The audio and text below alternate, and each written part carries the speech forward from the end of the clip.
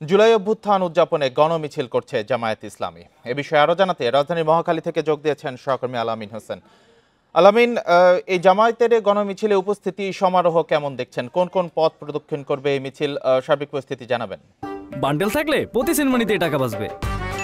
বিকাশ send money bundle কিনে জিতুন প্রতি লেনদেনে।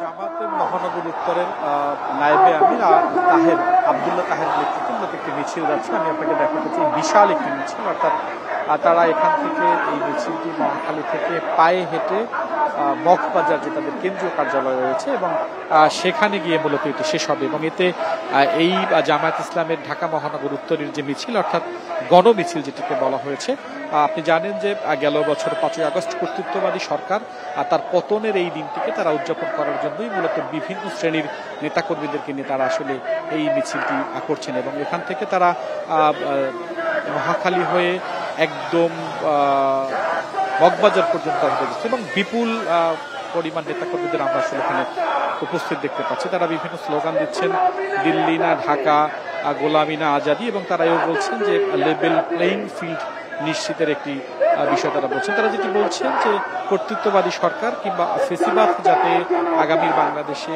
আর কেউ না হয়ে উঠতে পারে, সেই স্লোগানও তারা মূলত এখানে দিচ্ছে। আপনি নিশ্চয়ই দেখতে পাচ্ছেন যে একদমই মহাখালী হয়ে মহাখালী কলেরা হাসপাতাল যেটি রয়েছে, এবং সেখানে মূলত কিছুক্ষণ আগে জামাতের নায়েবে আমির যিনি আব্দুল্লাহ তাহের, তিনি কথা বলেছেন গণমাধ্যমের সঙ্গে। এরপরই মূলত এই মিছিলটি শুরু হয় এবং এই মিছিলটি মহাখালী হয়ে তেজগাঁ হয়ে সেখানে মগবাজার তাদের যে কেন্দ্রীয় কার্যালয় রয়েছে, সেই কেন্দ্রীয় কার্যালয়ে গিয়ে সেখানে তাদের এই মিছিলটি শেষ হবে।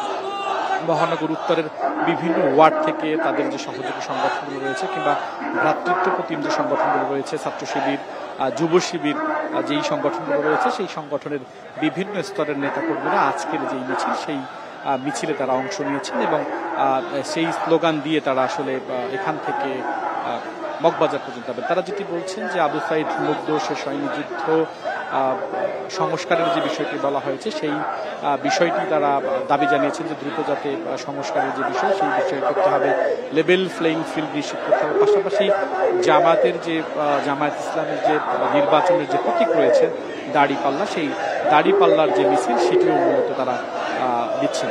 আপনি নিশ্চয়ই দেখতে পাচ্ছেন যে নেতাকর্মীদের অংশ তারা এখানে সুশৃঙ্খলভাবে মিছিল নিয়ে তারা তাদের যে কেন্দ্রীয় কার্যালয়, সেই কেন্দ্রীয় কার্যালয়ে যাচ্ছেন। এবং কিছুক্ষণ আগে এখানে গণমাধ্যমের সঙ্গে তাদের যে নায়েবে আমির আব্দুল্লাহ তাহের, তিনি কথা বলেছেন এবং তিনি বেশ কিছু কথা বলেছেন যে দ্রুত সংস্কার করতে হবে, লেভেল প্লেইং ফিল্ড নিশ্চিত করতে হবে, ভবিষ্যৎ বাংলাদেশে আর যেন কেউ